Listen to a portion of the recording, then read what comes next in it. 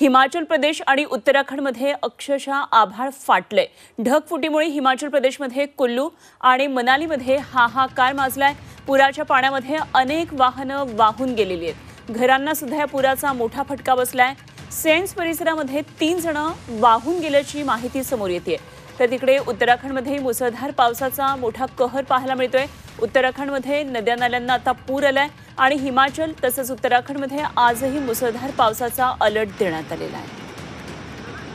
मोठी बातमी आपण पाहतोय सध्या ही ढगफुटीची बातमी आहे, जलप्रलयाची बातमी आहे। कुल्लू मनाली या दोन खरंतर पर्यटनाच्या शहरामध्ये अशा प्रकारे निसर्गाचा सगळा प्रकोप पाहायला मिळतोय। आभाळ फाटले उत्तराखंडमध्ये, हिमाचल प्रदेशमध्ये, कुल्लू आणि मनालीमध्ये ढगफुटीमुळे अशा प्रकारे जलप्रलय झालाय। पुराच्या पाण्यामध्ये अनेक वाहनं वाहून गेली आहेत। घरांचं देखील मोठं नुकसान झालेलं आहे। पूल कोसळलेले आहेत। अशा प्रकारे मोठ्या प्रमाणात हे सगळं नुकसान झालंय आणि हा सगळा जलप्रलय पाहायला मिळतोय हिमाचल प्रदेशमध्ये। हिमाचल प्रदेश आणि उत्तराखंडमध्ये सुद्धा आभाळ फाटलेलं आहे। ढगफुटीमुळे अशा प्रकारे शहरामध्ये हाहाकार मचलाय। पुराच्या पाण्यामध्ये अनेक वाहनं वाहून गेलेली आहेत।